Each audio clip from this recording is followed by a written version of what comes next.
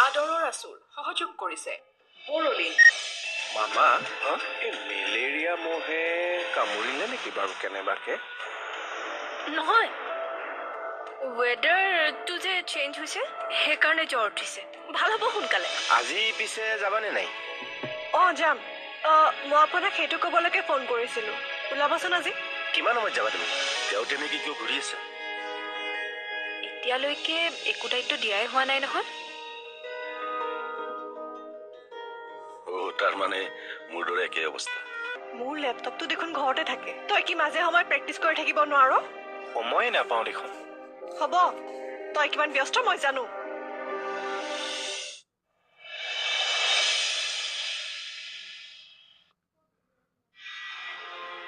দুবৰী বৰ্মন খুৰা আহক প্লিজ বহক।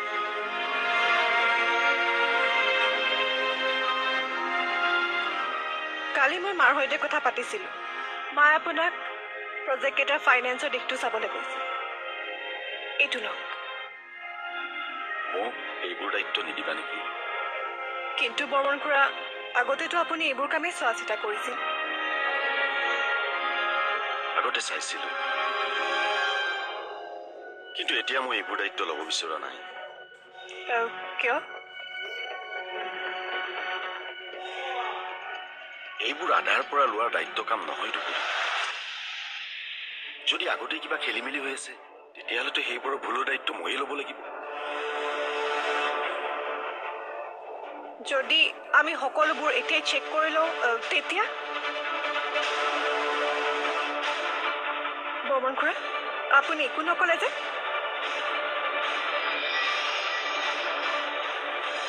তোমাক মই কথা এটা সুধো। অফিচৰ সকলো দায়িত্ববোৰ এতিয়া তোমাৰ ওপৰত দিছে। সেইবোৰ সিদ্ধান্ত এতিয়ালৈকে লোৱাই নাই মায়ে। মই ভাবো প্ৰথমতে এই সিদ্ধান্ত লৈ লোৱাটো ভাল। ময়ো বাৰু মেডামক কম, অফিচত মূল দায়িত্বত কোন আছে সেই কথাটো ফাইনেল হোৱাটো ভাল। গম পাইছো, আপুনি হয়তো মোৰ কথাবোৰ মানি ল'বলৈ টান পাইছে। নাই নাই, তেনেকুৱা নহয়। অফিচৰ দায়িত্ব নাথাকিলেও কামবোৰ জানো আগবঢ়াব নোৱাৰো? তুমি আচলতে মোৰ কথাটো বুজি পোৱা নাই। চোৱা, এই কথাখিনি মই তোমাক ভালৰ বাবে কৈছো। চোৱা, আগতে অফিচৰ দায়িত্ব মেডামৰ হাতত আছিল। তেতিয়া চব সকলো ধৰণে ভাল ধৰণে চলি আছে। তাৰপিছত মনে অফিচৰ দায়িত্ব ললে। প্ৰথমতে অকণমান খেলি মেলি হৈছিল যদিও পিছলৈ চব মিলি গল। তাৰপিছত কি হল, অমৰে দায়িত্ব ললে। অমৰৰ পিছত সমুদ্ৰই ললে। আৰু এতিয়া অফিচৰ দায়িত্ব কাৰ হাতত আছে এইটো একো সিদ্ধান্ত হোৱা নাই। কোম্পানীটো এখন বতাহীন নাওৰ দৰে হৈ পৰিছে। তুমি কথাটো লক্ষ্য কৰিছানে? এনেকৈ হলে কামবোৰ কেনেকে চলে? মানি লৈছো আজি মই তোমাৰ কথা মতে এই দায়িত্বটো ললো। কাইলৈ যদি সমুদ্ৰ আহি এই দায়িত্বটো আন কাৰোবাক দিয়ে তেতিয়া তোমাৰ কথা মই ৰাখিম। কিন্তু তুমি এবাৰ মেডামৰ লগত কথাবোৰ ভালদৰে আলোচনা কৰি ল'বা। নহলে হঠাতে কোম্পানী লোকচান হলে তুমি বিপদত পৰিবা। কাৰণ তুমিতো নাজানা যে ইয়াৰ আগত কিমানখিনি গণ্ডগোল বা কিমানখিনি খেলি মেলি হৈ আছে। প্ৰথমতে তুমি মেডামৰ লগত কথাবোৰ আলোচনা কৰা। তাৰপিছত তোমাক যি কামৰ দায়িত্ব দিয়ে সেই কামতে তুমি আগবাঢ়ি যাবা। আৰু প্ৰথমতে সকলোবোৰ হিচাপ পত্ৰ মিলাই তাৰপিছতহে আগবাঢ়িবা। নহলে কিন্তু তুমি বিপদত পৰিব পাৰা। মাইনী আৰু সমুদ্ৰৰ কথাবোৰ তুমি ভালধৰণে জানা। ভুল নুবুজিবা দুবৰী। তোমাৰ প্ৰতি মোৰ আন্তৰিকতা থকা বাবে এই কথাখিনি কৈছো। হ'ব, তুমি কোৱা কামখিনি বাৰু মই আজিৰ পৰা আৰম্ভ কৰিম।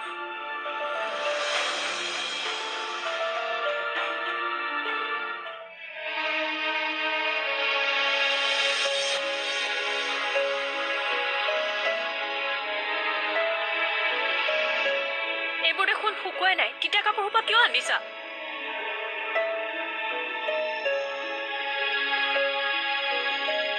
তুমি তুমি এই তিতা কাপোৰবোৰ এতিয়া ইস্ত্ৰি কৰিবা হা নহ'লে কি মই এনেকৈ থাকিব লাগে নেকি?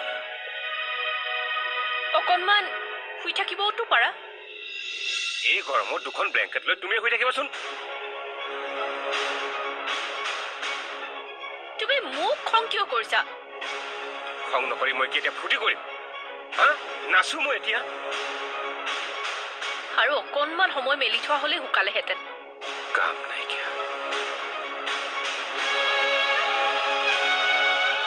হেই, কৰা যি কৰা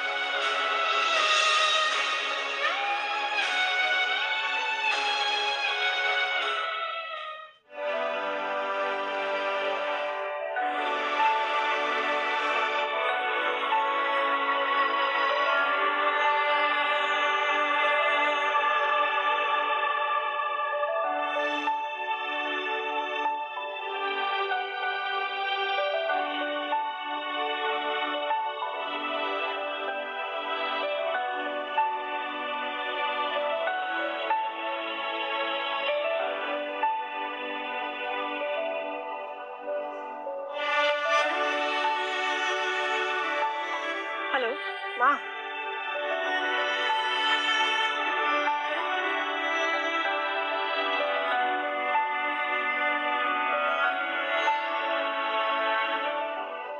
কি হ'ল এটা পেজে হোৱা নাই যে বহুদিন কৰা নাই যে সেইকাৰণে অলপমান স্পীডটো কমি আছে। একো নাই দিয়া কৰা কৰা কিবা প্ৰব্লেম পালে ক'বা প্ৰেৰণা বা অঁ বায়ে অকল মোৰ লগতে তেনেকৈ কথা পাতিছে নে অফিচৰ বেলেগ মানুহৰ লগতো তেনেকৈ কথা পাতে? তাৰমানে গালি খালা নাই নাই গালি দিয়া নাই, অলপ কথা সুৰটো দেখোন বেলেগ। এনেই মোৰ লগততো তাই হাঁহি ধেমালি কৰি কথা পাতে, অফিচত কিবা ক'বলগীয়া হ'লে দেখোন ইমান গহীন হৈ পৰে যে। দায়িত্ব বাঢ়িলে মানুহৰ কথা বতৰাবোৰ অলপ সলনি হয়েই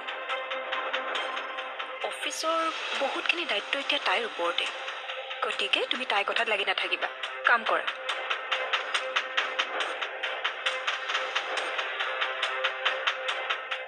সকলোৱে আলোচনাৰ মাজেৰে কামবোৰ আগবঢ়াই নিয়া। তেনেকৈ অলপমান অসুবিধা আছে মা। কেনেকুৱা ধৰণৰ অসুবিধা?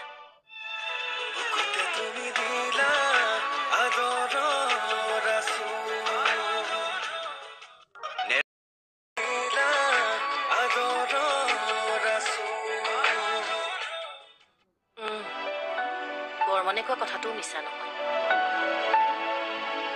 কিন্তু আমি এতিয়া তেনেকুৱা এটা ডিচিশ্যন ল'ব নোৱাৰো। বাবা এতিয়া অন্তৰা দেউতাকৰ লগতে ব্যস্ত হৈ আছে, সি অলপ আজৰি হৈ লওক আৰু মনো ঘূৰি আহক, তাৰপিছত আমি সকলোৱে আলোচনা কৰি সিদ্ধান্ত এটা ল'ম। কিন্তু তেতিয়ালৈকে আমি কামবোৰ কেনেকৈ আগবঢ়াম মা? বাবা আছেই দেখোন, কিন্তু মাজে সময়ে গৈয়ে থাকে। আচ্ছা, তুমি বাৰু কিবা অসুবিধা পাইছা নেকি? নাই নাই মই একো অসুবিধা পোৱা নাই মা, কিন্তু কোৱাচোন।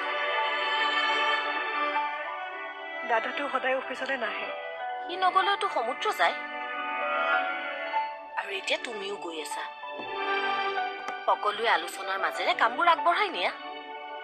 তেনেকৈ অলপমান অসুবিধা আছে মা। কেনেকুৱা ধৰণৰ অসুবিধা? মই এই 2 দিনত আহি যি বুজিছোঁ, দাদা আৰু ভিনদৌৰ কাম কৰাৰ ধৰ্মৰ একে নহয়।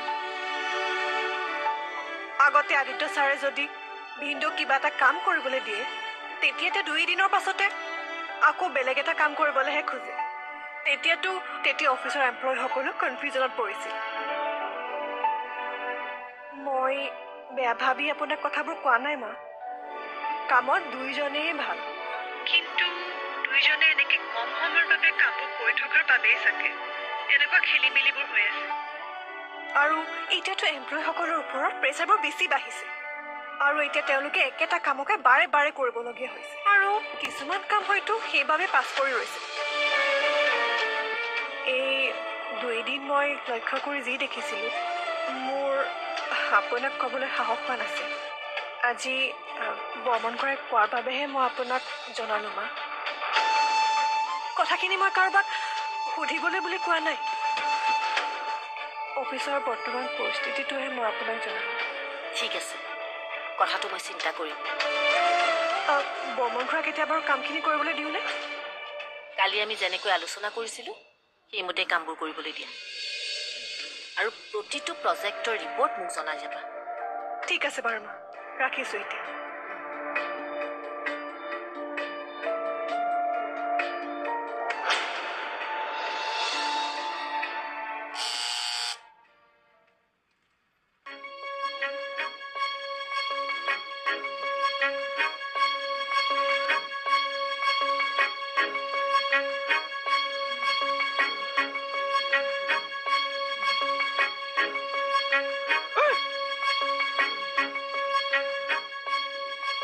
বেমাৰী কেবিনত নাই যে। সুস্থ হ'ল, দুইটা অফিচলৈ গ'ল। কাপোৰ সোপা তিতি আছিল দেখোন, কেনেকে গ'ল? ইস্ত্ৰি মাৰি মাৰি কাপোৰ শুকাই পিন্ধি অফিচলৈ গৈছে। কৰ্মস্পৃহা দেখিছা? কৰ্মস্পৃহা নহয়, ডাক্তৰৰ ভয়তে পলালে। কিয় বাইদেউ অলপ আগতে কোৱা নাছিলে ডাক্তৰ আহিব বুলি? সেইকাৰণে ভিজা কাপোৰতে ইস্ত্ৰি মাৰি শুকুৱাই পিন্ধি অফিচলৈ গ'ল। অফিচলৈ গ'ল? সমুদ্ৰ আৰু মাইনী। কিন্তু অলপ আগতেতো মই সুধোতে গা ভাল পোৱা নাই বুলি কৈছিল। পাইছে, এতিয়া পাইছে। আজিতো অফিচ নগ'লেও হ'লহেঁতেন। নহয়, কৰ্মী মানুহ যে, মনটোৱে নামানে জোৱাই ভিনদৰ। মই অকণমান আহি আছো।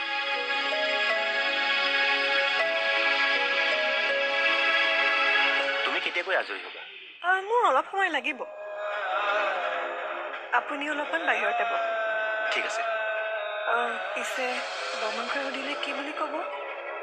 তেওঁক লগ কৰিব আহিছো বুলি কৈ দিম।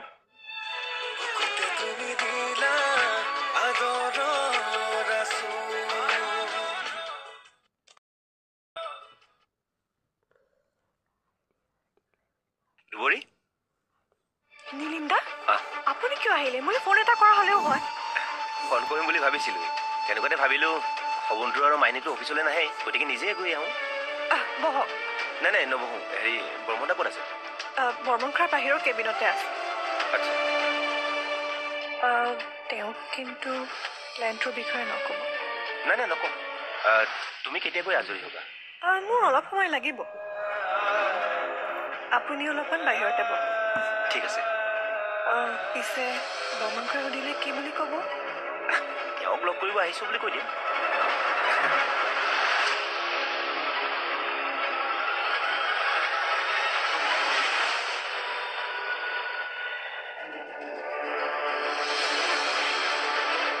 এই বৰ্মন দা। আৰে নীলিম, আপোনাৰ খবৰ ল'বলৈকে আহিছো। মোৰ খবৰ ল'বলৈ তুমি অফিচটোৱে বিচাৰিবা? কিয় নোৱাৰি নেকি আপোনাৰ অফিচলৈ আহিবলৈ? পাৰা পাৰা। পিছে আজিৰ দিনটো ভাল। কিয় ক'লে? সমুদ্ৰ আজি অফিচলৈ নাহে। তাৰমানে কি আপুনি কি ক'ব খুজিছে? মই সমুদ্ৰক ভয় কৰোঁ? হা, নাই নাই, তুমি কিয় ভয় কৰিবা? ভয় মইহে কৰিব লাগে। দুয়োজন লগ হ'লে এটা ভূমিকম্প হোৱাৰ সম্ভাৱনা। পিছে ভাগ্য ভাল আজি সমুদ্ৰ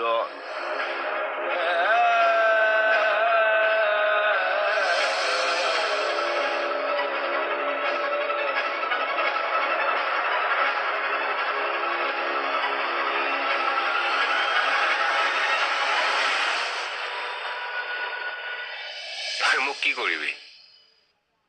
কি কৰিবি মোক? চাওক, মই আপোনাৰ লগত ভালকৈ কথা পাতিছো, গাত হাত নিদিব। কি মাৰিব পঠাইছে মোক? আৰে মাৰ না, আৰে মাৰ না।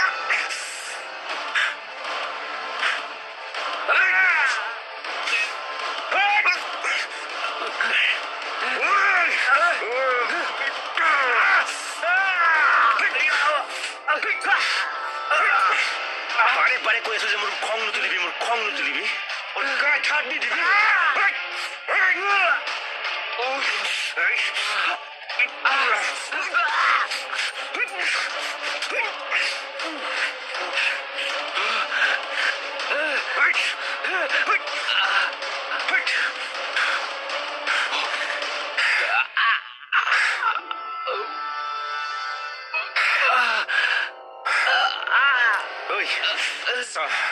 এয়া মাথো ট্ৰেইলাৰহে আছিল। আকৌ যদি মনৰ বেয়া চিন্তা কৰ নহয়, তোক ফুল পিকচাৰ দেখুৱাই দিম।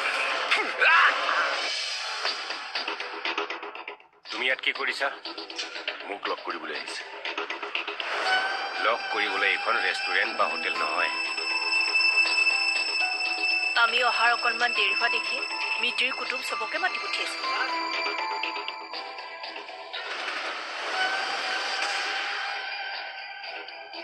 মোক কোনেও মাতি অনা নাই, মই নিজে আহিছো। তেনেহ'লে চিকিউৰিটিক মতাৰ আগতে ভালে ভালে ইয়াৰ পৰা ওলাই গ'লে ভাল।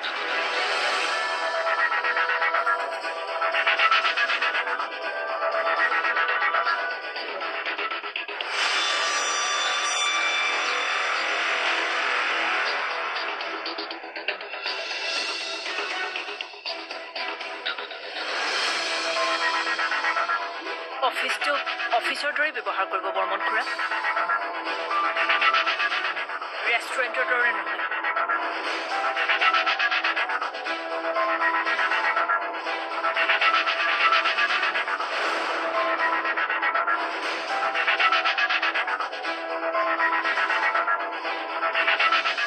অলপ আগতে দেখোন সি জ্বৰত কঁপি আছিল, এতিয়া আকৌ অফিচলৈ যাব পৰা হ'লেই নে? মোৰ জ্বৰৰ গাড়ী যোৱা যেনহে লাগিছে। সি আজিনো কিয় যাব লাগে? সি অকণমান ৰেষ্ট ল'ব লাগিছিল। মই গমেই নাপালো নহয়, পিছত বুটুৱে কোৱাতহে মই গম পালো। তাক বৰ্মন খুৰাইহে মাতিছিলে, বৰ্মন খুৰাই জানিব কিয় মাতিছিলে। কিন্তু সিটো নিজে আহিছো বুলি কৈছে। সি ক'লে আৰু তুমি মানি ল'লা। নীলিমৰ সৈতে যে মোৰ সম্পৰ্ক বেয়া সেই কথাটো বৰ্মন খুৰাই জানে, তাৰ পিছত আকৌ কিয় মাতিব? কেনেবাকৈ অফিচত কিবা গণ্ডগোলৰ প্লেন কৰা নাইতো।